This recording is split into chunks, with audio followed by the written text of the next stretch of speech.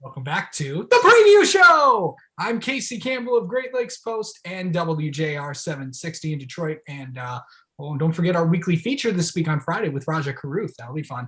And we also have, as you noticed, there's Marty Zakala again from ROC Sports and RSN Trackside out in New York. Of course, he's been on here several times. The two Minnesotans will be back next week, hopefully. Jonathan Fiel and Mitchell Brewer, of course. How's it going? It's going good. I kidnapped the Minnesotans, so I'm done. I'm here for the rest of the season. That's good. That's good. I'm just kidding. But I'm doing good. Don't ya know? But I'm doing good, man. Looking forward to talking about some NASCAR. Get ready for Richmond this weekend. Well, before we get to Richmond, that race in Darlington. Darlington was nothing short of spectacular, especially that Cup race. Apparently video gaming it doesn't really work out too well for Kyle Larson, but obviously old Dennis gets his first win of the season, and shout out to Mitchell Brewer. He had the correct pick on that one. Boy, oh boy, we're in for a pretty good show these next few weeks. But yeah, absolutely. Why it deserves 2 days. Yeah, the playoffs got off to a great start like they usually do these past few years, but I don't think we expected it to be this crazy. You know, last time I remember a playoff race being crazy to begin the final 10 weeks of the season, I want to say either 2005 or 2006 in New Hampshire. I know 05, Kurt Busch got wrecked, Kyle Busch, Casey Kane all got into some little bit of controversy and stuff. 2006, Jimmy Johnson wrecks in New Hampshire, comes back, wins the championship. It was just crazy of all the drivers that wrecked at the track that is too tough to tame, but it sets us up for next few couple of weeks in the round of 16. Yeah, a lot of drivers have had a lot of problems. Michael McDowell, of course, that's the last thing that he needed, just to have that problem. Of course, not a good night for the Hendrick cars, but of course Coleman, Byron, Chase Elliott all having problems, but the biggest problem of the night that goes to Kyle Busch. Yep. And of course, he ran into my friend the Orange Cone and his brethren, and did some other things. Of course, NASCAR fined him $50,000 for that. Of course, you and I have both been down in pit road. We know how dangerous, and we know how much you have to pay attention when you're down there. But also but the cars also have to know that there are people down there walking around there. You have to be honest with that. So. Absolutely. And Kelvin and I talked about this on RSN Trackside on Wednesday night. This is what they say in all the photo meetings when you're taking photos in the infield, in the pits, because the pits are hot. And same with the garage. Your head must be on a swivel at all times, whether there's on-track action or off-track action. And Kyle Busch just when he was driving that car back to the garage, it really showed a sign of carelessness, because I believe he went an opening ahead of where the Cup Series is supposed to go to pull on in, which you can't do at all. Nearly ran over a bunch of spectators, and you can see, I mean, I understand he had a bad night. The 18 team did not do well at all from the green flag dropping, and it was unfortunate, not the start that they wanted, but and I understand they had to NBC Dale Jr. had to apologize for the wreck, but one thing you can't apologize for Kyle Busch is his passion. Kyle Busch is not here to finish second, finish third, finish 32nd, whatever position is. The only position he cares about is winning, and you could see that passion. Unfortunately cost himself $50,000, but I don't think Kyle Busch cares about that. He's a multimillionaire. 50,000 is chump change, especially with all the sponsors he has in his organization and on the JGR side of things. But unfortunate start for Kyle Busch. Richmond could be the place where he turns it around, and same with Bristol, because we know he's gotten a bunch of wins there in the past. Of course. Before we get to Richmond, I know there's a lot of other things that happened there. Of course, Noah Gragson won the Xfinity race. Sheldon Creed, 2 wins in a row in the playoffs for the truck race. Of course, trucks are off this week. We'll see them at Bristol the following week. But there's been some news this week. Some news from the schedule, the news from the 2022 schedule. And I know you guys reacted to this on RSN Trackside last night. There were a lot of things that possibly could happen. Of course, always a good time for a Stern bomb to go off. Of course, Adam Stern reported that Gateway could possibly be added to the Cup Series schedule next year. Pocono could lose a date. I've also heard some other things about the schedule as well. Also, the return of Coda is also expected to return as well. But the biggest one, and there's always the one race that is the most controversial of them all. This year it was Bristol Dirt, and probably until it goes away, will always be that. But then they decided to have the Clash at the LA Coliseum a week before the Super Bowl in Los Angeles. And that's also where the Super Bowl is going to be in 2022 in Los Angeles. Of course, at that new SoFi Stadium. Of course, this will be at the LA Coliseum. That, of course, is hosted it's the home of the USC Trojans. And of course, it's where the NFL, I think it is also where the Raiders used to play when they were back in the 80s and 90s. So the LA Coliseum, I know it's going to go through a transformation as well. And I know they also got the Olympics coming up there in 2028, I think. So I know LA is a big time. It's Tinseltown. But it looks like it's going to happen. Yeah. And a lot of people are not liking it. I'm not a fan of this move. Perhaps to Jordan Bianchi for being the first to report on that situation. There's a couple of reasons why I'm not a fan of this.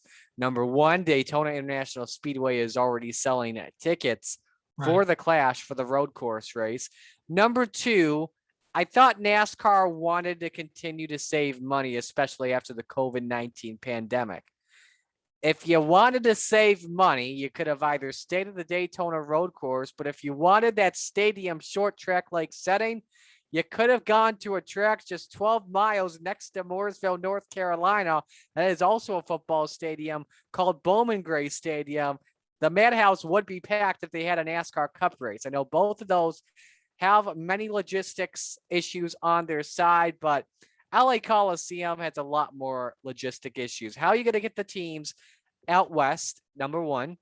Number two, what kind of race is it going to be? Is it going to be a dirt race? Is it going to be an asphalt race? Is it going to be whatever is used for indoor auto racing or a go-kart track, whatever it is? And how are the pits going to work? Like, is it going to be like an outfield like pits, outfield like garages?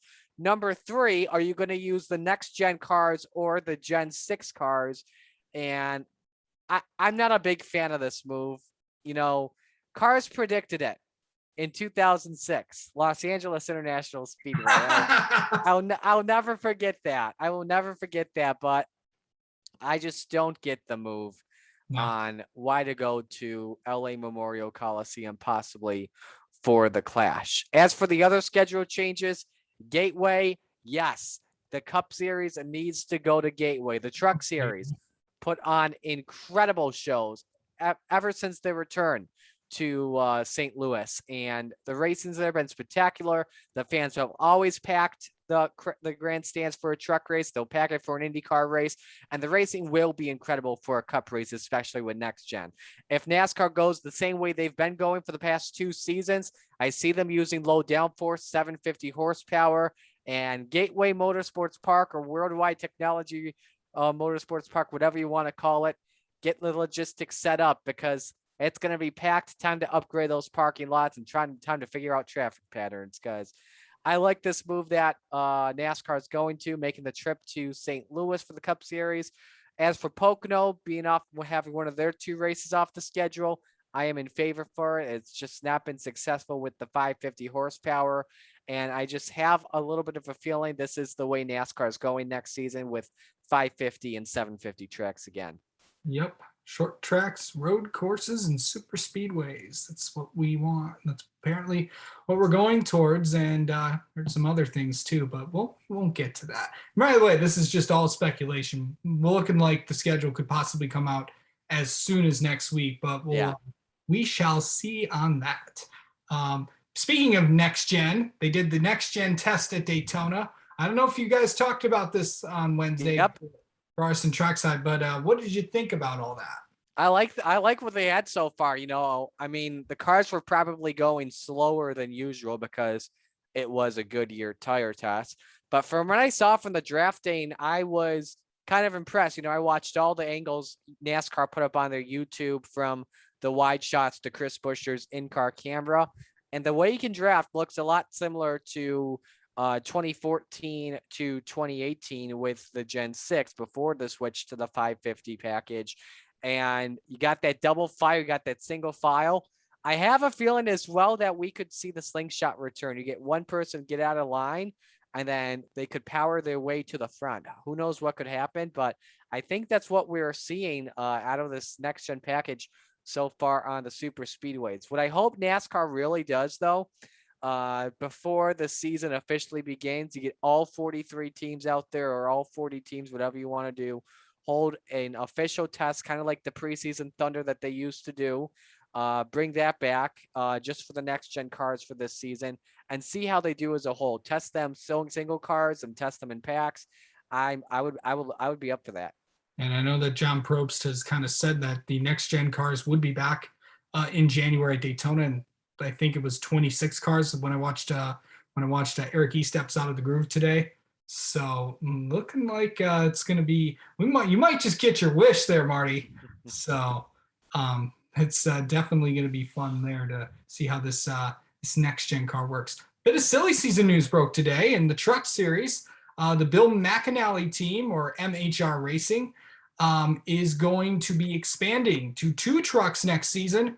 And the team also announced that Colby Howard will be joining them next year for that BMR team. Of course, Colby has raced for JD Motorsports this season. What do you think? I'm just checking to see if Nice Motorsports tweeted anything about it. Nope, they have not. Anyway, I don't really follow a lot of the Bill McAnally Racing / Colby Howard. Yeah. Colby Howard obviously racing in the Xfinity series with JD Motorsports, but I think it'd be a good idea for him to take a step back. That BMR team has had some success with Derek Kraus in the number 19. So this would be a better opportunity possibly for Colby Howard to learn his way back up. Third generation racer in his family, of course. His grandfather, short track champion, and of course his dad competed in the Xfinity series for many years. So this is a good move for him, and just 19 years old. And I'll add one more thing real quick. I just looked up Colby Howard's Twitter. He posted just nearly 4 hours ago as we're recording this. We're going trophy hunting, ladies and gentlemen. Oh boy. Oh, he's going trophy hunting. That's good. Who's also going trophy hunting is Chris Rice at Colleague. So yeah, good stuff there. As the silly season, all the pieces starting to come together. This is always a fun time this year. Also, bit of truck news. Nice Motorsports announced that Chris Hacker will be in 2 races this season. He'll be at Las Vegas and Martinsville. You may remember this is the kid that asked. Remember the driver that asked Red Bull for sponsorship, and when he was in, I think it was when he was with Cram, I think. When that is, I remember he's got a pretty good fan base. I talked to him earlier this year, so good guy. He'll be in one of the trucks for Nice Motorsports as the season ends there. All right, we're going to Richmond this week. Of course, a big weekend for NASCAR, a big weekend for sports and the country as well. Of course, this is the 20th anniversary of September 11th, 2001. As of course NASCAR will commemorate, as well as all of the sporting world in the entire country will commemorate that. Of course, you being in New York, it's a big weekend, and I got to talk to Dennis Bickmeyer, the track president at Richmond. I know there's some big, and I just saw there was some big celebrations planned for this weekend, and a lot of cars are running some special paint schemes too. Yeah, I won't be covering the racing this weekend due to my plans amongst with Brockport going on the call for football, our first football game since November 2019.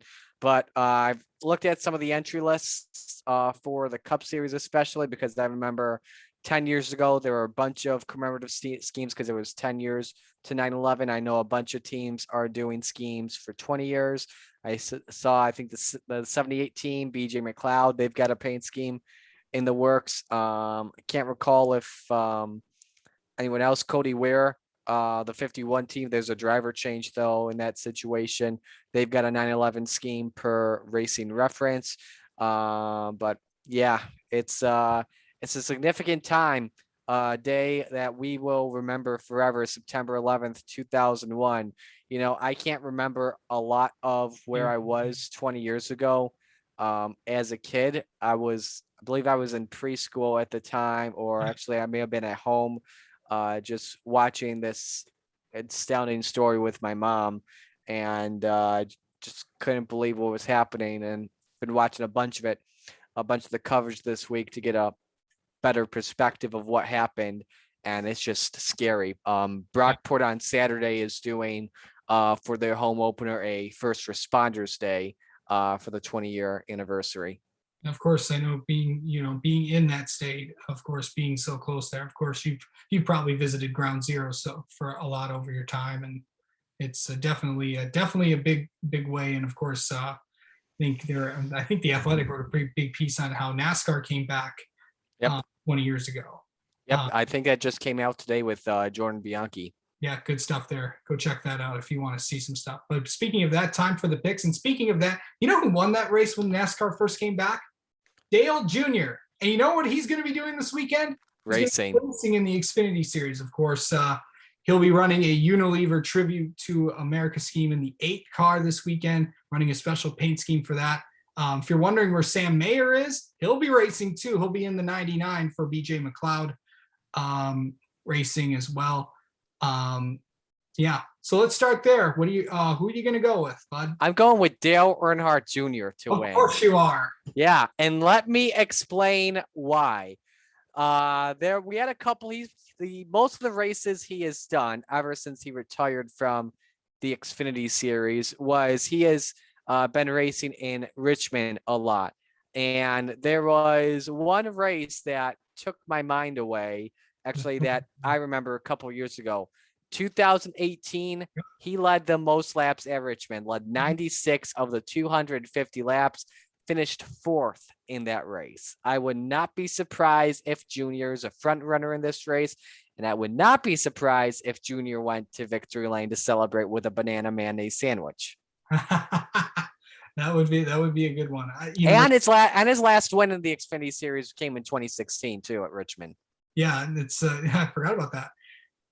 I'm gonna take another JRM car. And also, I would like to remind everyone that Ty Gibbs is in the field this weekend, so another factor there in that 54. I'm going to take last year's winner at Richmond. I know there were 2 races, but Justin Allgaier is going to get it done at this weekend. Those JRM, he's pretty strong there as well. And it's going to be a fun. JRM's on a bit of a roll right now. Noah Gragson is in there, and I definitely think that that 7 team is going to get it done. Watch out for Ty Gibbs. Watch out for those colleague cars. It's going to be a fun race at Richmond on Saturday. All right. We go from Saturday afternoon to Saturday night, a doubleheader. Wait. There's one more NASCAR race you got to talk about at Richmond the night. I forgot about that. For the first time in 19 years, the modifieds are back. Now, I just did that because I cover the Wheel and Modified Tour a bunch. I've done 3 races. Okay, so I know I asked the preview show guys for their picks. Do you want to make a pick for that one, bud? Yes, I will make a pick for the Wheel and Modified Tour, and I am going with Justin Bonsignor. He's got a lot of hype on him. Last week at the Oswego Speedway, where I was at, he increased his point lead big time over Patrick Emmerling to 20 markers. And what happened was Emmerling just didn't have a lot of speed on the long run. Hopefully that improves. I don't expect the point lead to go down or up a lot this weekend. However, though, I would go with Justin Bonsignor. There is one driver, though, that raced in the NASCAR Wheel and Modified Tour the last time they were there, and I would expect him to be in that race. And that driver is, I have him on here, that is Chuck Hosfeld. Yeah. So I'm picking, yeah. Yeah. Ooh, that's a tough one. Let's you know what? Let's go with Patrick Emmerling. I'll take him. You want Emmerling? Yeah, I'll take him. Okay. That's a good pick. Those two are in it. Doug Colby, one to watch out for. Ronnie And Toby Selk, will be who at just Bristol next week. Remember Yep, that. Kobe. I had a good interview with him. I'll have up next week on Race Pro Weekly. Ronnie Selk, back-to-back wins Yep. recently. A lot of guys to watch out for in this race. So yeah. Yeah, Friday night, first time in 19 years that the Modified Tour is back. Of course, you can catch that on Track Pass, as well as our good friends at MRN are going to be covering that as well. And I know they're really excited about that. Just looking real quick. I just want to see if they have an entry list out yet. I don't think they do. I think Whittingham posted. I know Brett Whittingham posted it out, so there might be. I'll look, and while Casey talks about the Cup, I may change my pick. Okay, so let's talk about Cup. Of course, the Federated Auto Parts 400, second round in the round of 16. And I guess I'll start off while Marty looks at to see if he can find an entry list and probably. Yep, I got one. Okay, okay, let's go back to that then. Okay, Ryan Preece wins. Ryan Preece? Yep. I'm going to change my. I'm going to take Justin. How do you pronounce his name? Bonsignor. Bonsignor. I'm going to change my pick. Sorry, Patrick. Okay. I'm taking Justin. Good idea. So Andy Seiss is in this race too, so don't forget him either. In this race, yes. Oh wait, never mind. He withdrew from the event. My bad. Oh, okay. Yeah. So, all right, let's talk. Of course, Richmond Cup race, the Federated Auto Parts 400, second round of the round of 16. Oh boy, this should be fun. It should. Last time we were under the lights at Richmond, that race was actually, if you take out the stage endings and the mandatory competition caution early on, because of no practice, no qualifying, the race was caution free. It was won by Brad Keselowski, even though he's been lacking a lot of speed this season, only win at Talladega. Got to watch out though for the Gibbs drivers. They have won 4 of the last 6 races at Richmond Raceway. Who are you taking though? I am going to be taking a Gibbs driver, and it's his home race, Denny Hamlin. So Dennis goes 2 in a row. Yep, I think James Dennis Allen Hamlin Jr. gets it done. Nice. Well, you know what? I'm going to take somebody that won at Richmond earlier this year. Yes, I'm going to take Bowman, the showman. Alex Bowman's going to get it done at Richmond in the 48 Ally Chevrolet. Andrea Brimmer, I think that I gave you some luck this week, Andrea. So, of course, Andrea Brimmer, my good friend, the marketing director at Ally Financial.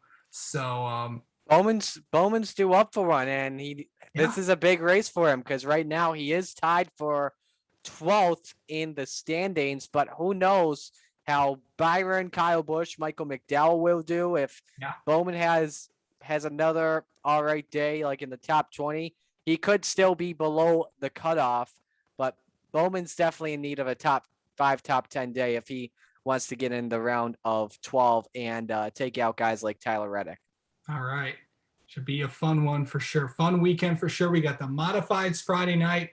That's what I mean.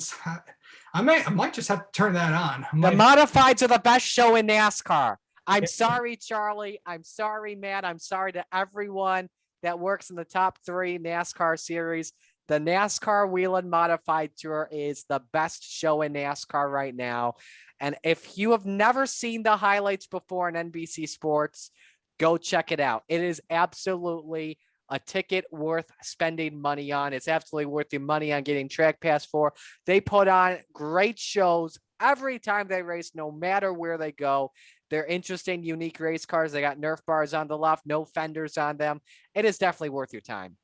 Yeah, always good to check out some racing. Modifieds Friday night, the Xfinity and Cup Series on Saturday. Should be a fun one for sure. And then we got the Indy cars, IMSA on Sunday, NHRA at Reading as well. Got a chance to talk to Steve Torrance this week as well as Eddie Krawick. Fun stuff there from that one. Check out those interviews as well. But we got a fun one for sure. Thanks, Marty, for filling in. Hopefully Appreciate the Minnesotans are back next week because that's what we want. Don't ya know? All right. We'll see you guys next week. We'll talk Bristol. Not sure who's going to be here. You never know who's going to be next to me. But we'll see you later. Enjoy the races this weekend.